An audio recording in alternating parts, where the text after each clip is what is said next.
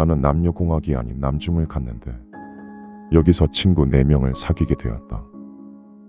입학 첫날부터 나와 치고받으며 싸웠던 상우, 판치기를 하다가 친해진 동식이, 같이 담배를 피우다가 친해진 기철이, 그리고 활동적인 우리와는 반대인 차분한 도일이. 우리는 항상 5명이 같이 다녀서 옷방이라고 불렸는데, 영상을 만드는데 우리 옷방은 이러니까 자괴감이 들어 반대로 빵오라고 부르겠다. 어쨌든 이렇게 우리 5명 빵오는 지금도 만나면 이때의 패기 넘치던 일화를 술안주 삼아 얘기하곤 한다. 그중 정말 취한 게 아니라면 꺼내지 않는 얘기가 있는데 그 일화 중 하나를 얘기해 보려고 한다. 어느 날 학교를 마치고 상우가 말했다. 야, 내가 담배 피기 좋은 곳 알아냈어. 따라와. 우리는 상우의 말에 수근거리면서도 들뜬 마음으로 따라갔고 학교로부터 10분 거리쯤에 위치한 폐건물에 도착했다. 이 건물은 2년 전부터 공사가 멈춰있던 건물이었는데 그 때문에 숨어서 조용히 피면 아무에게도 걸리지 않는다는 게 상우의 입장이었다. 우리 빵호 중 제일 겁이 많은 동식이는 들어가지 않겠다고 버팅겼으나 저 겁쟁이 새끼 버리고 우리끼리 한가리 하자. 라며 상우가 앞장서서 들어가고 담배를 너무 사랑했던 꼴초인 기철이가 신이 나서 상우를 따라 들어가고 나와 도일이가 그 뒤를 조용히 따라가자 폐건물 입구에 혼자 있는 게 무서운 건지 동식이 뒤를 이어 들어왔다. 그렇게 우리 빵호는 폐건물 1층 중앙에 도착했다. 먼저 들어와 주변을 둘러보던 상우가 말했다. 주변에 철판 같은 거로 담뱃불 안 보이게 둘러싸자.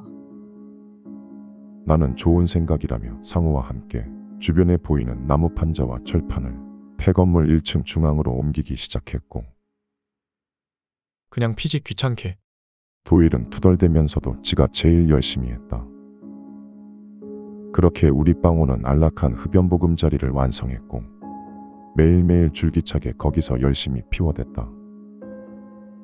앉고 싶었던 우리는 버려진 의자도 가져왔고 상우가 어디선가 양초가 들어있는 박스를 가져왔는데 라이터로 양초에 불을 붙인 뒤 다같이 한 번에 담뱃불을 붙이는 것이 소년 만화 주인공이 된 것 같아 참 재미있었다.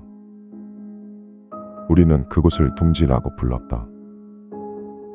그런데 우리의 흡연보금자리가 다른 애들한테 들킨 건지 어느 날 우리가 만들어 놓은 둥지에 담배꽁초가 여기저기 널브러져 있었다.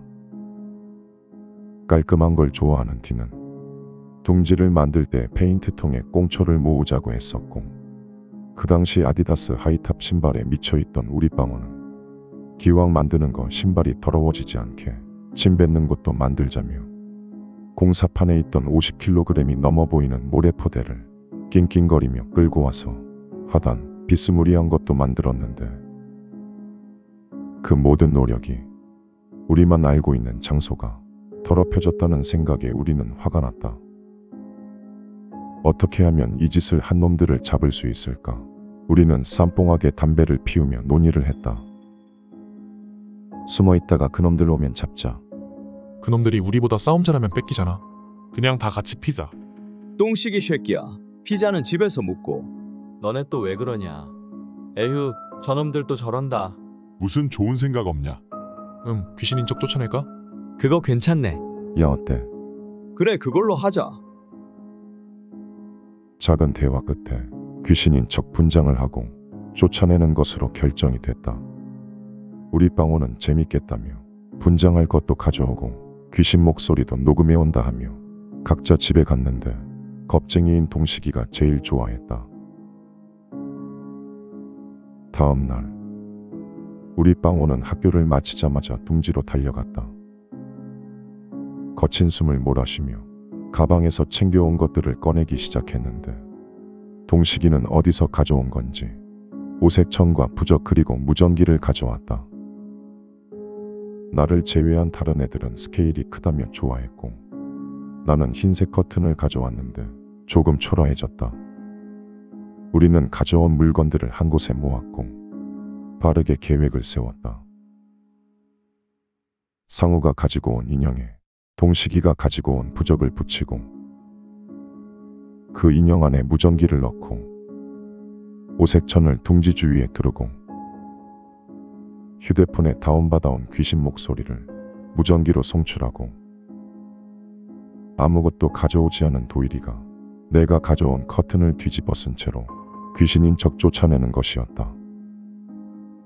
우리의 계획은 완벽했고 담배 2가치를 5명이서 스근하게 나눠 핀 후 세팅을 끝마치고 숨어서 그놈들이 오기를 기다렸다.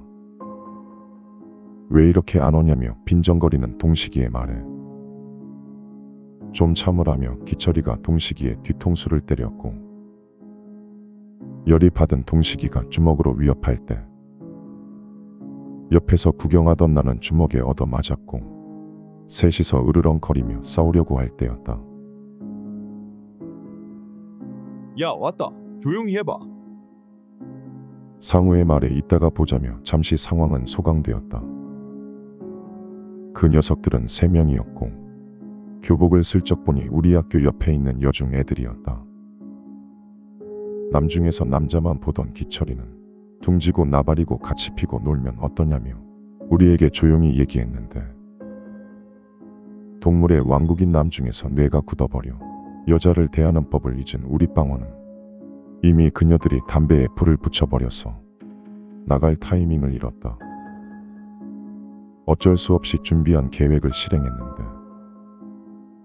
부적이 붙어있는 인형에서 귀신 목소리가 나오자 당연히 도망갈 거라고 생각했던 우리들의 생각과는 다르게 그녀들 중 한 명이 빠른 속도로 인형한테 뛰어가더니 발차기로 인형을 날려버렸고 그 모습을 보던 우리는 벙쪄 있었는데 언제 간 건지 도일이가 커튼을 뒤집어 쓴 채로 그녀들에게 가고 있었다.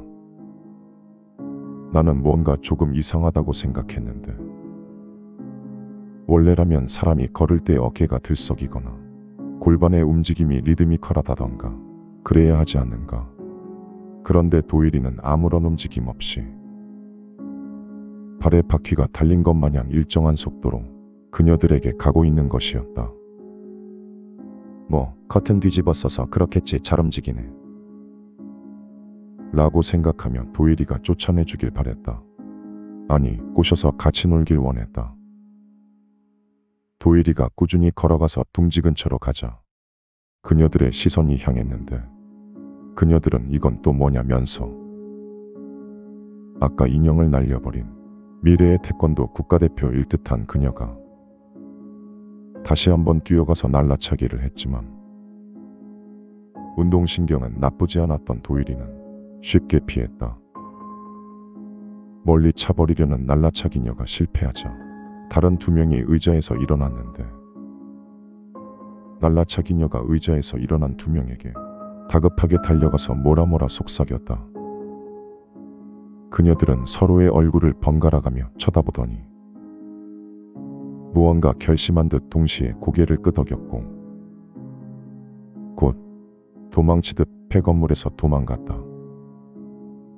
우리들은 잠깐 의아해했지만 좋은 게 좋은 거다.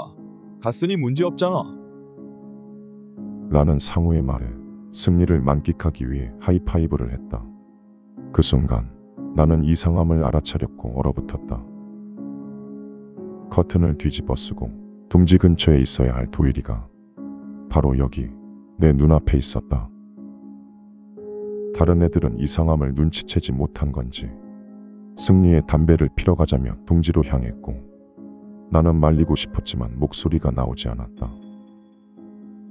둥지로 향하던 도일이는 내가 오지 않자 뒤를 돌아 나를 불렀고 그제서야 상황을 인지한 도일이도 입을 벌리며 그대로 얼어붙었다. 도일이와 나는 얼어붙은 채 눈동자만 움직여 셋을 바라보는데 이놈들은 고생했다며 커튼을 뒤집어 쓴 무언가에 다가갔고 기철이가 그 무언가의 존재에 머리가 있을 위치에 손으로 팍치며 잘했다고 하는 순간 커튼은 힘없이 바닥으로 추락했다. 셋은 바람에 움직이는 커튼을 멍하니 바라보면서 나와 도일이처럼 얼어붙었다. 그 순간 내 눈에 커튼 안에 있던 무언가가 기철이에게 향하는 게 보였다. 제일 먼저 얼어붙어 있던 나는 정신을 추스르기 충분한 시간이었고 나는 둥지 안으로 들어가라고 소리를 질렀다. 셋은 내가 말하자마자 냅다 둥지 안으로 뛰어들어갔고 나는 아직 얼어붙어 있는 도일이의 허리를 끌어안은 채 밭에서 무 뽑듯 들어서 둥지 안으로 달려갔다. 그러나 그 존재는 우리 앞을 막아섰고 나는 미지의 존재에 대한 공포에 잠시 얼어붙었지만 들고 있던 도일이를 방패 삼아 그 존재에게 휘두르기 시작했다. 도일이와 닿으려고 할 때마다 움찔거리며 피한다는 느낌을 받은 나는 온 힘을 다해 도일이를 휘두르며 전진했고 결국 둥지 안으로 들어갈 수 있었다. 겁이 많은 동식이가 왜 둥지로 오라고 했냐? 이러면 갇힌 거잖아. 라며 울기 시작했고 도일이는 여전히 얼어붙은 채였다. 비교적 상황을 일찍 보고 있던 나는 저 존재가 커튼에서 벗어나는 순간부터 주변을 빨갛게 물들였는데 둥지에 쳐져 있는 오색천의 빨간 기운이 닿을 때마다 스파크가 튀며 둥지는 침범하지 못했다고 여기는 괜찮다고 열심히 설득했다. 낙천적이었던 상우마저도 집에 가고 싶어. 라며 따라 울기 시작했고 조용히 있던 기철이마저 아까 여자애들 따라갈 걸. 하면서 울어버렸다. 나도 눈물이 나올 뻔했으나 온 힘을 다해 뛰어왔던 탓일까. 슬픔보단 힘듦이 먼저였고 애들을 다독였다. 이놈들을 달래주고 도일이는 아직도 그대로 있나 확인했는데 아직도 어느 한 곳을 바라본 채로 움직이지 않았다. 난 조용히 다가갔고 왜 그러고 있냐고 했다. 그러자 도일이의 입에서 이해하기 힘든 말이 나왔다. 야, 저놈들 쳐다볼 때는 안 움직여. 눈 깜빡일 때마다 한 걸음씩 가까워지고 있어. 저것들 나만 보이냐? 라고 말이다. 나는 도일이가 쳐다보는 곳을 보았지만 눈에 노이즈가 낀 듯 붉은 안개 같은 것만 보였다. 도일이는 곧이어 이러다가 둘러싸인다고 빨리 벗어나자고 했는데 내 눈에는 둥지 주변이 붉은 안개로 둘러싸여 어디가 나가는 길인지 구별하지 못하는 상태였다. 나머지 셋은 정신이 나가버린 건지 웃다가 우는 걸 반복했고 도일이는 어느 한 곳만 뚫어지게 쳐다보고 있고 나는 나가는 길이 안 보이는 답이 없는 그런 상황이었다. 시간이 흘러 해가 저물어 어두워졌고 나는 양초에 불을 붙여 그나마 주변의 어둠을 뒤로 물렸다. 지금까지 귀신이 이곳에 접근하지 못했기에 이곳은 안전하다는 안도감과 이곳을 벗어나야 한다는 강박감, 이 두 가지의 상반된 감정이 나를 압박했다. 나는 어디까지 왔냐며 계속 물어봤고 도일이는 거의 다 왔어 라는 말만 반복했다. 멤버 중 주도적이고 리더 역할을 하던 상우가 정신을 차리지 못하고 쪼그려 앉아 멍하니 허공만 바라보고 있는 모습에 나는 화가 나서 죽통을 손바닥으로 갈겨버렸다. 뺨싸대기가 효과가 있었던 것일까? 상우는 점점 정신을 차리기 시작했으나 여태껏 눈을 감지 않고 있던 도일이의 눈은 충혈된 것을 넘어서 눈물을 줄줄 흘리며 한계인 듯했고 시간이 지날수록 나 또한 도일이가 보던 존재들의 형체가 보이기 시작했다. 정신을 차린 상우도 주변을 살피며 귀신들을 보는 듯했고 해가 완전히 사라져 빛이라곤 양초의 불빛만이 존재할 때 갑자기 동식이가 양초의 불을 후 하고 불어 꺼버렸다. 아무것도 보이지 않는 암흑이 찾아오자 우리들은 겁에 질리기 시작했고 모두가 라이터를 찾으라며 소리를 질러댔다. 라이터는 기철이의 주머니에 있었는데 이놈이 아직도 정신을 차리지 못한 건지 제 주머니에 라이터가 있다는 사실도 있고 바닥을 기며 라이터를 찾는 듯했다. 우리들은 다급하게 기철이에게 주머니에 있다고 말했고 그제서야 기철이는 주머니에서 라이터를 꺼내 부싯돌을 튕겼는데 가스가 없는 건지 불이 쉽게 붙지 않았다. 라이터에 불이 붙기 전 부싯돌이 튕기며 일어나는 스파크로 주변이 잠깐 보였는데 동식이가 입이 귀에 걸릴 듯 찢어지게 웃으며 라이터를 켜고 있는 기철이를 바라보고 있었다. 나는 동식이의 기괴한 얼굴에 소름이 돋았고 곧 이어 불을 켜는데 성공한 기철이가 양초 어딨어? 라며 양초를 찾아 주변을 둘러보는데 동식이가 다시 후하고 불어 라이터에 불을 꺼버렸다. 우리는 동식이에게 쌍욕을 하며 라이터를 들고 있는 기철이 옆으로 모였다. 우리는 불을 끄지 못하도록 기철이를 지켰고 다시 한번 라이터에 불이 솟구쳤다. 불이 켜지자마자 양초 위치를 파악한 상우가 재빨리 양초를 들고 왔고 우리는 양초에 불을 붙이는 데 성공했다. 그리고 조심스레 주변을 둘러보는데 붉은 안개와 귀신들은 온데간데 없었다. 그저 어두컴컴한 폐건물일 뿐이었다. 우리가 알고 있는 멀쩡한 둥지였지만 문제가 하나 있었다. 조금 전까지도 옆에 있던 동식이가 사라지고 없었다. 우리는 동식이를 찾고 싶었지만 이 공간에 대한 두려움 때문에 쉽게 벗어나지 못했다. 결국 우리는 두려움에 동식이를 찾으러 가지 못했고 우리는 각자 집에 달려가서 부모님께 이 사실을 알렸다. 어머니와 함께 둥지에 다시 돌아갔을 땐 경찰들이 폐건물을 돌아다니며 동식이를 찾고 있었다. 우리도 동식이를 찾는데 손을 보탰고 30분쯤 지났을까. 뒤늦게 마지막으로 도일이와 도일이의 어머니가 도착했는데 도일이의 어머니가 입은 옷이 심상치 않아 보였다. 그 옷은 TV에서나 보던 화려한 무당의 옷처럼 보였는데 색이 우리가 알고 있는 일반적인 화려한 색이 아니라 온통 검은색인 한복이었다. 손에는 청홍색 부적을 들고 있고 허리춤에는 두 자루의 칼이 있었다. 모두가 조용해지고 시선이 집중되었다. 솔직히 멋져 보였다. 도일이의 어머니는 도착하자마자 인형을 찾으셨고 이게 문제라며 인형을 칼로 난도질하고 안에 들어있던 무전기를 꺼내 발로 밟아 박살을 내셨는데 그 순간 사라진 동식이가 태연하게 건물 밖에서 들어왔다. 동식이의 부모님은 동식이를 끌어안고 다행이라며 엉엉 우셨다. 잠시 시간이 지난 후 무당인 도일이의 어머니가 동식이를 불렀다. 너 이리 와봐. 동식이가 무당 아줌마의 앞에 서자 이놈 아닌데?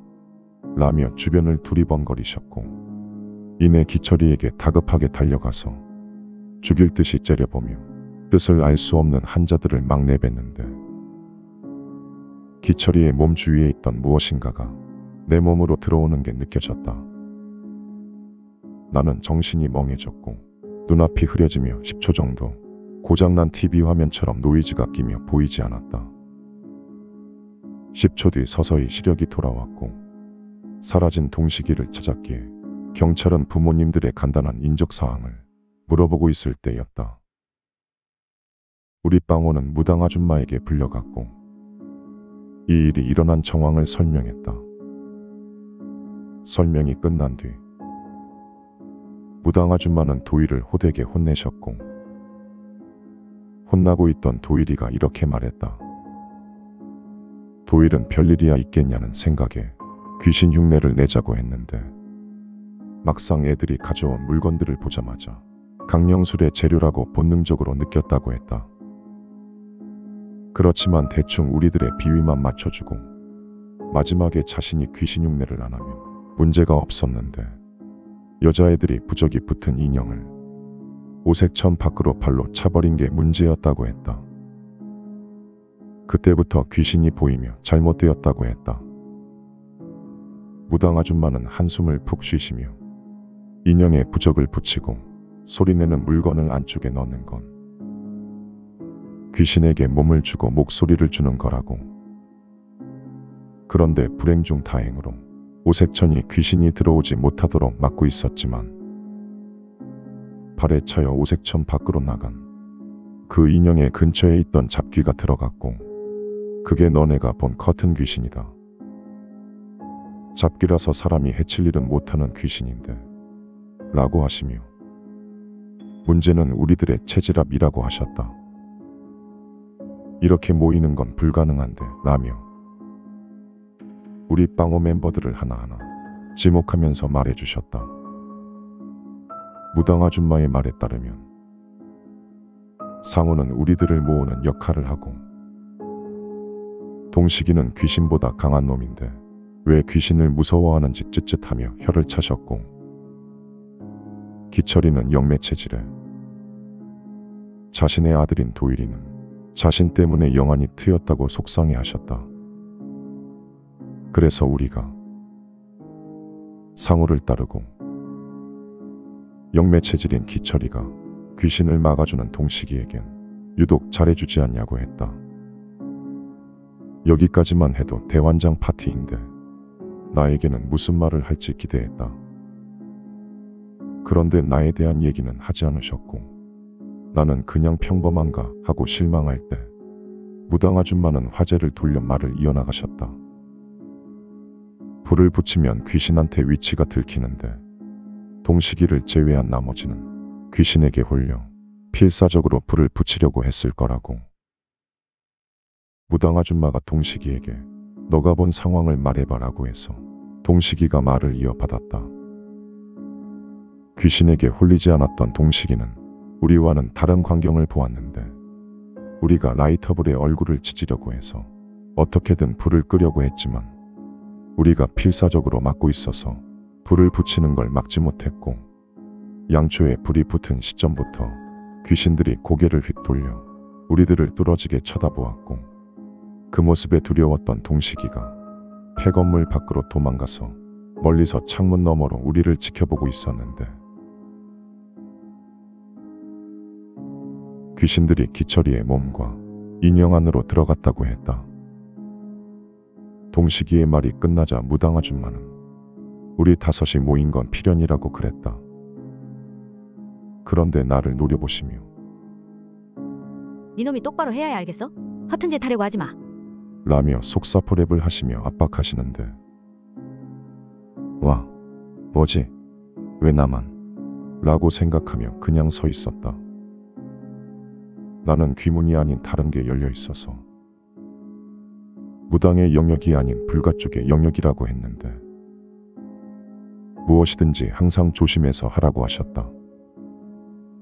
아마 어릴 적 스님께 도움을 받은 일 때문에 그렇지 않은가 하고 흘려들었다. 나를 포함한 다른 애들도 귀담아 듣지 않았다. 그래서일까 우리 방호는 몰려다니면서 허튼 짓을 많이 했고 그때마다 무당 아줌마가 꽤나 고생하셨다. 하여튼 우리는 각자 집으로 돌아가는데 내 뒤에서 무당 아줌마가 내뱉은 말을 아직도 기억한다. 저놈은 인과율이 없어. 사람은 지 맘대로 열리면 안 되는 기다. 라고 말이다. 나는 무슨 말인가 싶어 뒤를 돌아보았는데 무당 아줌마는 한숨을 푹 쉬시며 인형에 부적을 붙이고 소리내는 물건을 안쪽에 넣는 건 귀신에게 몸을 주고 목소리를 주는 것과 다름이 없다. 라며 아까 했던 얘기를 똑같이 하고 있었다. 놀란 나는 뒷걸음질 치며 당황했었다. 이게 뭐지? 내가 아직 귀신에 홀려있나?